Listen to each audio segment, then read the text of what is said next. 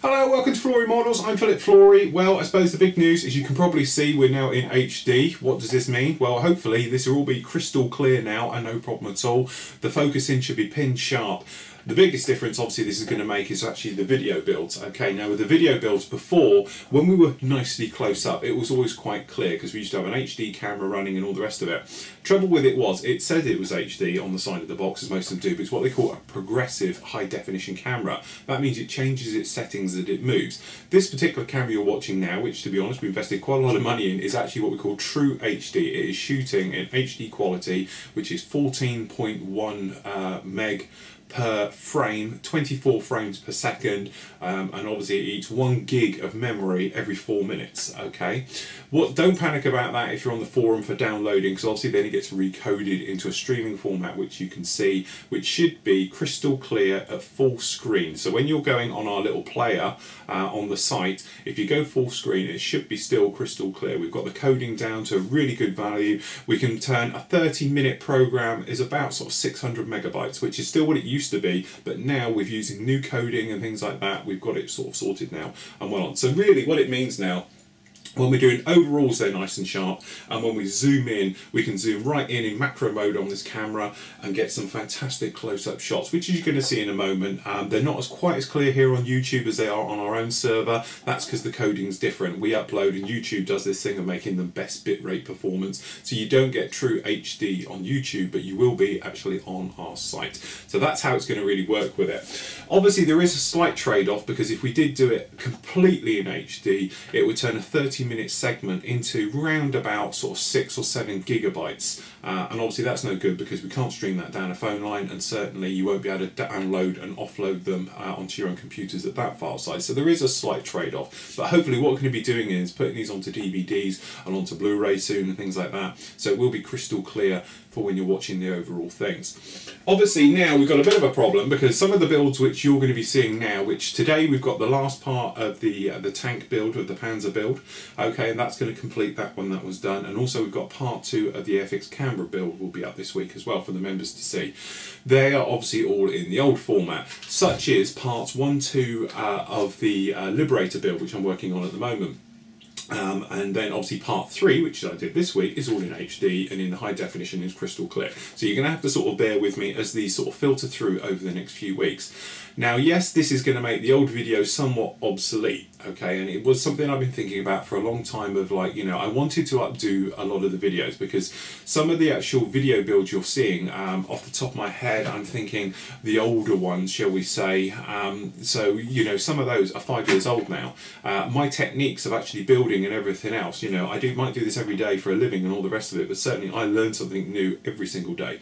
Okay, so my techniques have changed. I found easier, faster, quicker ways and get better results. So what I'm going to do is I'm going to go back and redo those builds. Now I know I said it before, but obviously we've got a nice new camera now, so it makes it a lot more worthwhile. Obviously new kits have come out, so we're going to be picking the best in kits. When I did them before, they were the best kits in that particular scale. Now we want to go along and we can say, right, okay, well we've got it pretty well sussed now, so, you know, perhaps instead of using, thinking of just kits off the top of my head, like the Hasegawa F14, because it's now a 60-65 pound kit, we can do the Hobby Boss one, which is a little bit cheaper, is a good kit, but that wasn't around a while ago. And certainly a lot of the kits now, we've obviously got the Tamiya P51 is going to be coming out before I did the Dragon P51 in 1/32 scale, things like that, so we can redo and everything. So I don't want people thinking, oh, he's going back over and just redoing everything. Obviously there are going to be new tips of way of doing it, new products, you know, obviously guns, paints are readily available in the UK now, whereas they weren't before, and things like that. So hopefully we can sort of cover some new things, old models we've done before, but new techniques, and certainly make them a lot better. Obviously I've got a bit better at talking on camera as well, because some of them in the early days were a little bit bits and pieces and all things like that. Anyway, so that is that sorted. So, you know, from now on we are all HD, and I hope you enjoy. I've had great feedback on the forum, some of the little test shots I did. I have been playing with the camera settings about white balances, things like that, and hopefully we've got those fixed now. So anyway, other news is the RAF Odiham trip for all the members. Obviously it's all closed now. What I'm going to be doing today, later on today, I'm going to be sending each of you a PM through the forum, okay, and that's going to be asking for some details from you, because obviously for security reasons about going on the base, we need to have details from you, car registration, things like that, and get all the passes and everything sorted out for being on the base. So I'll shoot that to you later on today. Then the RAF will be sending you a pack with all the details of the day and everything else. That'll come from them, and we can work it out that. But I've been speaking to Larry over at 27 Squadron about this, and it's going to be a fantastic day. You're going to love it all, but we are all sort of bringing it together now. Okay, we're going to show you now. I've got a clip, clip, about 10 minutes on rescribing. Some people have asked me about rescribing recently, about how I do it and, you know, all the rest of it. So here's a quick thing, and also to show you the quality of the HD camera now. When you're rescribing something like this, sometimes the panel lines don't exactly join up. I can see it one just down here. You can probably see it quite easily. We've actually got this one here. It's nowhere near the two that are going to be together, okay? So what we're going to do, get a couple of sanding sponges for this to lean on. Okay, probably better that way around. We're going to take a normal standard Tamiya P cutter. Okay, and we've got our flexible friend here, which is our tri-template. These are the Hasegawa ones. And all we're going to do is wrap this around front and back, just like so. If I point it somewhat towards you, you can see it a little bit better. Okay, just like this. Placing it on, okay, and then just very lightly, when you get some movement, just taking it across. Now we're not digging down and pushing, we are literally just dragging very lightly. Okay, and because we're doing it very lightly, it will follow the pattern as we go across. And we can just do this other one in front. This one I did a little bit earlier, to tell you the truth, but I filled it up now with paint. So you can just go along. And this is the secret to scribing. Okay, you don't want to be pushing in there too hard. As soon as you start pushing down, you're going to end up slipping and going everywhere. This way it's nicely under control. I know where I'm going and everything else. A couple of things you can do. Just grabbing his bag of tricks. One of them is this stuff. Now this is dino tape. Okay, this is the stuff you probably had as a kid, and you could punch your numbers through it and your letters and stick it on your lunchbox or whatever. Okay, so we have a bit of that. Just grab my pair of scissors. What you can do, let me just cut a bit off. Being frugal, I'm going to cut this in half, okay, or tight. But the same thing goes with this. What you can actually do is come along and stick this physically onto the model, all right? So if you take a, no pressure, but I can't get the back off.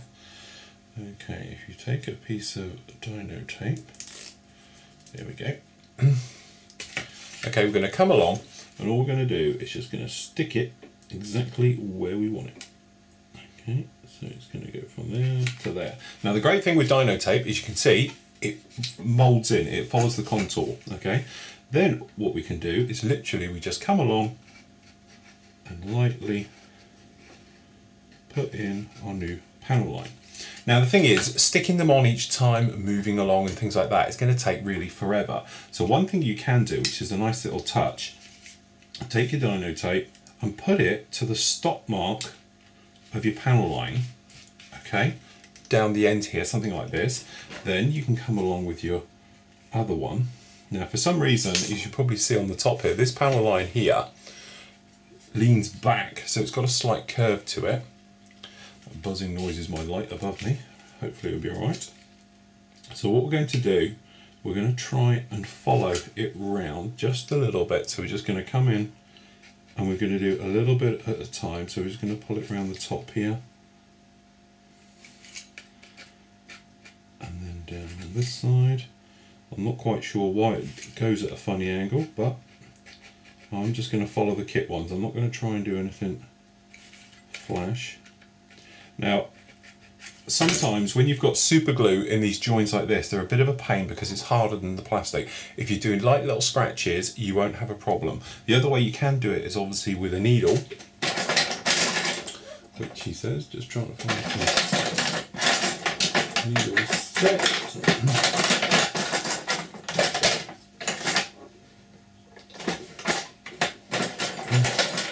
Can't find it time. Here we got a little needle. Now the thing is I like to do, I can extend the length of the needle and bring it across. This is great for doing complex curves and shapes like that. But if we just show you this one down here, what you can do, you can just pop it on the top like this, come along with your needle, okay, and just follow it down, just scraping it very lightly. Again, let the needle do the work. As soon as you start pushing in, then you're going to get different depths of scribing, and as soon as you've got different depths of scribing, then you can have all types of problem.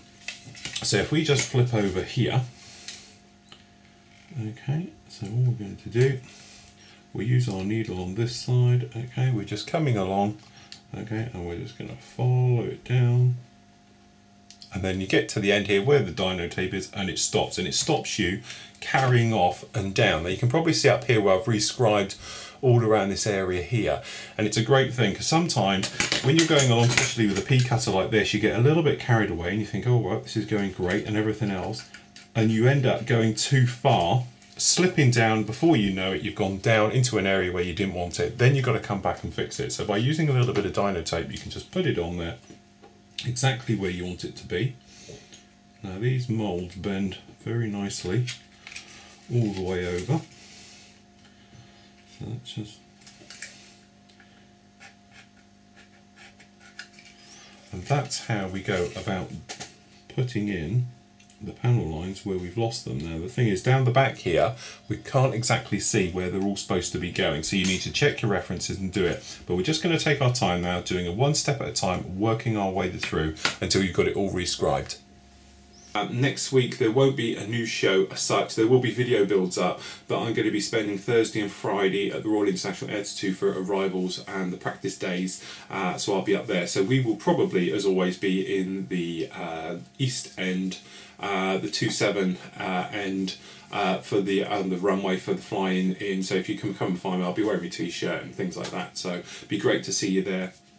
Okay, the other thing is I sent out PMs to everybody who finished the diorama group build. As you said, I was a little bit slow. Well, to be honest, it wasn't me. The company I was using for the medals, which I've used now for the last 5 years, has sadly gone into administration, and they've gone nicely with my money, and I got one of those nice letters saying that you're a creditor and you're at the bottom of the pile, so you're never going to see it again, and all the rest of it. So what I'm going to do is, obviously I've got to find a new company who can do it at a reasonable price, but in the meantime I'll be giving everybody a set of sanding sticks, sanding sponges, and obviously you're going to get your t-shirt like this one with the diorama group build on the bottom instead. I've spoken to 99% of you, I've already spoken to, and I've got emails back. If I haven't, check your PM boxes on the forum, and I would have sent one in there. Just give us your address, and they will be going out today, Friday. I'm going to get them all done right after I've done this video as it's uploading.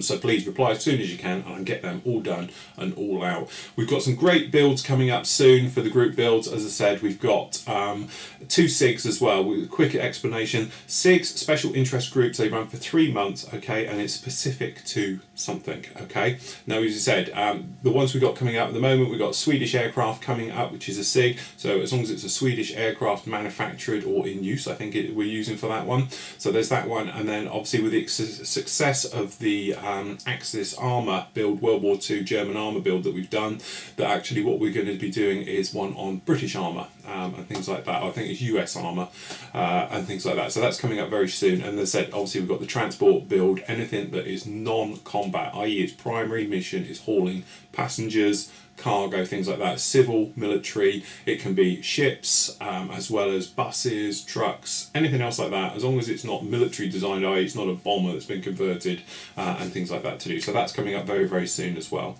So that's it. Until next week, everyone take care. I hope you're enjoying the new HD and everything else. I've even had to have a shave for this because it shows up on camera. Till 2 weeks time, everybody, I'll be doing a special show report on the REACT. I'll be taking obviously this camera and my other camera as well. I'm hoping Marcus as well will be sharing some of his great photos that he can do. So until next week, everybody, take care.